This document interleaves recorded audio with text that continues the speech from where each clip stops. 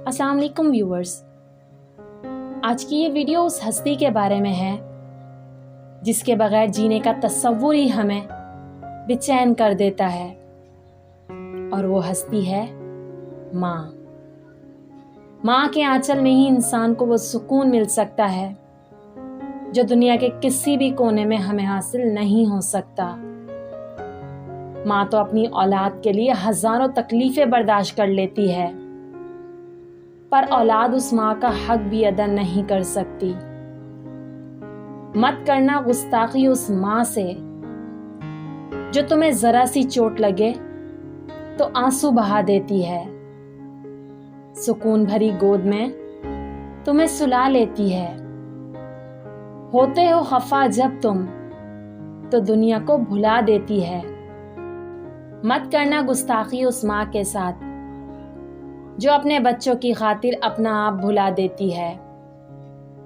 माँ का हक बाप से ज्यादा है।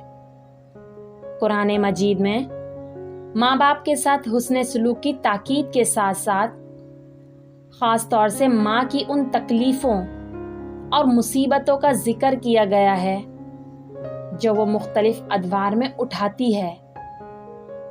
माँ का हक बाप से 3 गुना बढ़ा हुआ है, क्योंकि वो बच्चे के पैदा होने से लेकर उसे पालने तक जो मेहनत व मुशक्कत बर्दाश्त करती है वो बाप नहीं करता।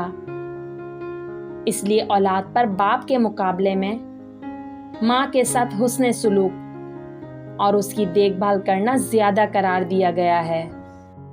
माँ के हुकूक इतने ज्यादा हैं कि अगर औलाद अपनी पूरी जिंदगी भी उसके हुकूक की अदायगी में सर्फ कर देगी तब भी उसका हक अदा नहीं कर सकती।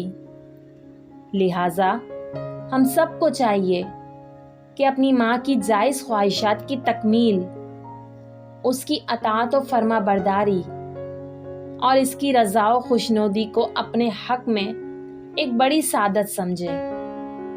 उसके साथ आजिज़ी का रवैया अपनाएं और अपनी माँ से नरम लहजे में गुफ्तगू करें।